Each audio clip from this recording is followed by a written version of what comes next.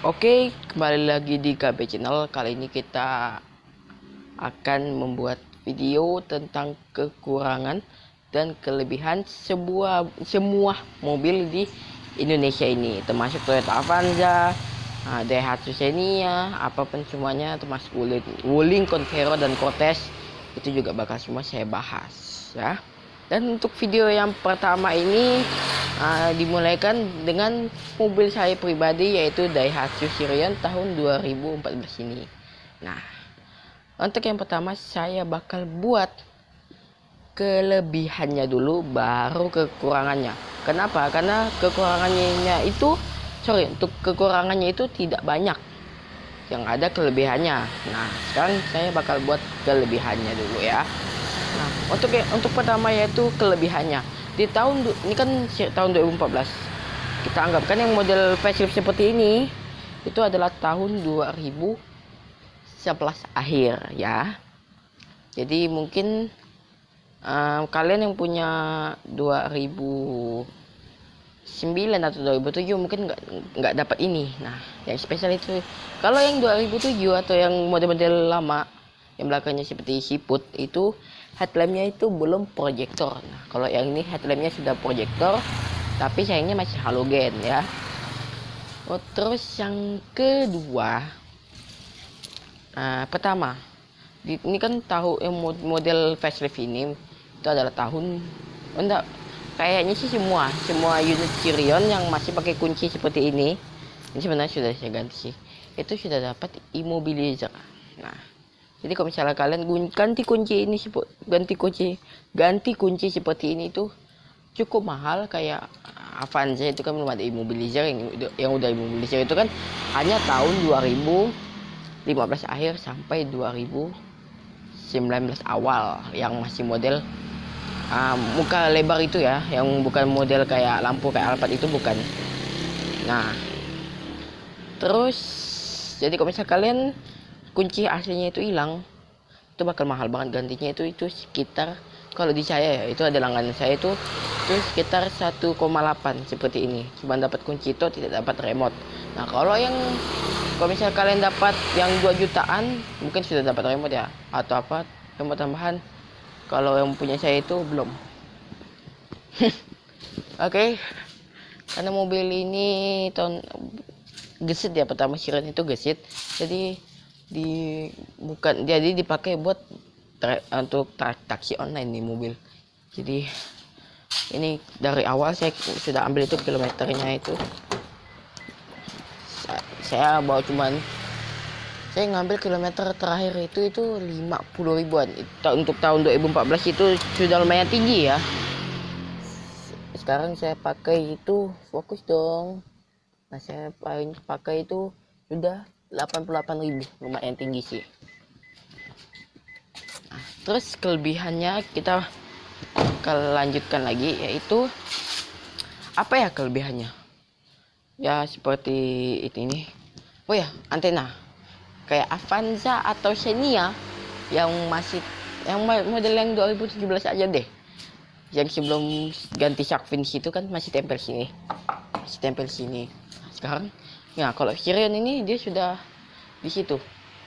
Dia sudah pakai shark pole, walaupun yang bukan yang model di situ lagi ya, yang bukan kayak Avanza itu yang kayak batangan ditempel gitu aja. Dia sudah shark pole walaupun belum shark fin. Nah, yang penting shark pole, nggak kayak R3 yang shark pole yang yang di tengah-tengah gitu, yang bikin jelek sekali. Dan terus all tipe semua Daihatsu Sirion ini sudah dapat rear dan front defogger. Itu spesial banget sih di tahun 2000 sampai yang tahun tua pun juga ada rear defoggernya juga sama front. Terus lampunya yang punya saya ya, atau yang lain juga kayak saya merasakan ini kayaknya LED atau apa, tidak tahu juga sih. Soalnya saya tidak pernah buka dalam ini, karena dari saya beli itu belum pernah saya apa-apakan nih lampu. Ya cuman itu aja sih. Ya untuk di bagasi ini aman karena dia ada separatornya. Jadi kalau misal nih Ini misalnya bawa pancingan atau apa itu bakal ketahuan dari luar ya, walaupun ya kaca film saya gelap. Terus apalagi, oh ya, kok yang mungkin generasi tuanya atau yang generasi model kayak siput di tahun 2007 kan kayak Honda Jazz, yang Itzy, yang model Itzy sampai yang iVTEC itu pun handlenya kan masih model cepol kayak Avanza sama abangnya itu. Ini pun yang Xenia itu kan handlenya masih cepol atau masih model cungkil ya kalau bagi saya. Nah kalau yang generasi pertamanya itu dia sudah grip model tarik ya. Ini yang generasi kedua yang saya punya, dia tuh juga sama, sudah model tarik juga. Dan di dalam pun bukan yang kayak yang di sini bukan ya, model kayak ini. Ayla sama Agi aja kan masih model buka ke atas itu cepol lah kalau kata Ombi channel itu. Model kalau bagi saya itu model tua lah ya, masih tua amat. Kalau ini dia sudah model tarik handle-nya. Terus apalagi untuk di door trim dia tuh, karena kalau misalnya kalian sudah lihat video review saya ya seperti ini. Tentu saja dia dapat electric mirror tapi belum retract. Terus nah kita beralih ke interior aja. Di interior fokus oke. Dia itu sudah dapat speedometer Optitron. Nah kalau misalnya dimatikan gini dia gelap ya tuh, enggak gelap amat sih, tapi kalau malam ini gelap sekali speedometernya. Tapi kalau misalnya ini karena siang saya syutingnya jadi nggak terlalu gelap amat. Oke, itu saya suka banget speedometer Optitron kayak gitu, walaupun dia masih pakai jarum ya, belum digital, ini masih pakai jarum. Cuma lampunya aja Optitron dan itu keren banget. Salut saya sama siren generasi ini. Oke, apalagi ya, oh ya, head unitnya itu kita keluar aja. Head unitnya itu dia sudah Bluetooth ya, di zamannya yang 2011 akhir sampai 2015 awal. Ini sudah saya ganti aja nih, yang pakai bukan yang pakai sudah TV gitu ya. Ini sudah bisa Bluetooth juga sih. Nah terus ini kok nggak fokus ya, ini kamera sudah waktunya minta ganti nih. Cut dulu bentar ya. Oke, sudah fokus kembali. Nah terus di zamannya juga sudah pakai nih, ini sudah head adjuster. Yang saya bilang ini yang model facelift generasi kedua aja yang sudah pakai head adjuster. Dan terus apalagi ya kelebihannya, sudah itu aja sih, nggak terlalu banyak. Udah itu aja untuk kelebihan si Daihatsu Sirion. Sekarang kita mulai ke kekurangannya. Yang pertama kita lanjut di bagian mesin. Kita ke mesin ya.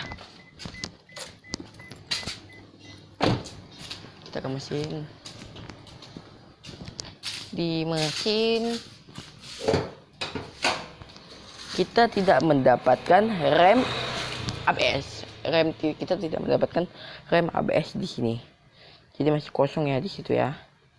Seharusnya di dalam situ atau di situ kita sudah dapat rem ABS. Kalau yang Sirion yang kemarin saya review singkat itu dia sudah ada rem ABS-nya. Kalau ini belum ada. Dan selain rem ABS, dia juga nggak mendapatkan juga itu airbag. Cuma ada tempelan Daihatsu, karena aslinya ini ada tulisan Pero 2 atau tulisan Myvi. Ini kayak apa itu namanya, merek mobil yang ada tempelan kayak gini, kayak Vios apa juga kayak ada tempelan kayak gitu. Kalau yang ada airbag-nya kan dia kotak di sini, lonjong ke atas. Tapi untuk interiornya Yang generasi 3 pun juga sama, kecuali yang generasi sekarang. Dan kekurangan yang saya benci banget, dia tidak mendapatkan headrest belakang, jadi masih kayak tanjakan aja ini nih. Dan dia tidak mendapatkan rem cakram di belakang, padahal Jazz sama Yaris itu sudah ada rem cakram. Itu kekurangannya aja sih. Apalagi ya kekurangannya selain itu. Untuk di interior sebenarnya tidak terlalu banyak. Oh ya, masalah laci penyimpanan. Kalau Yaris kan speedometernya di situ, terus dia sudah Optitron, seharusnya ini speedometernya tengah, terus di sini kasih laci penyimpanan. Itu saya suka banget. Atau di bawah ini, di bawah tidak ada laci penyimpanan cuma di sini, cuma di sini aja, dan di sini sama di sini. Terus di bawah sini, di bawah handbrake itu ada laci penyimpanan. Di sini juga ada laci penyimpanan sih. Ada laci penyimpanan, di situ ada 2 buah cup holder sama ada chargeran sih. Kekurangannya di sini enggak terlalu banyak laci penyimpanan. Di sini di depan aja di 4 atau berapa di depan itu cup holder, dan di belakang itu sama sekali tidak ada cup holder. Itu sebenarnya bukan cup holder situ. Jadi di belakang tidak ada cup holder. Di pintu pun juga tidak ada cup holder. Dan pasti setiap pemilik Sirian pasti ininya pasti sering nggak ada nih. Padahal untuk di belakang itu safety first lah. Untuk di belakang itu safety first ya. Terus ini ada 2 dummy tombol. Ini buat apa sih? Daihatsu ini buat apa? 2 dummy tombol ini. Emang mau tambahin turbo atau tambahin os? Terus apalagi ya? Oh ya, sama ini satu kekurangannya. Ini yang mungkin terakhir atau apa? Dia itu tidak ada, dia itu tidak ada yang namanya untuk pembuka di bagian passenger. Jadi gimana di bagian driver aja yang buka. Apalagi udah itu aja. Sama ya, ini walaupun sini ada laci penyimpanan satu tuh, laci penyimpanan. Udah itu aja sih. Oke semuanya, terima kasih telah menonton untuk video kelebihan dan kekurangan mobil di Indonesia. Kalau misalnya kalian mau apalagi mobil yang kekurangan, bisa mobil apa lagi yang mau saya review tentang kelebihan atau kekurangannya atau in depth tour, bisa komen di bawah sini di sini. Dan saya cuma mau ngasih tahu aja ke teman-teman, saya bakal buat video lelang lagi itu besok pagi.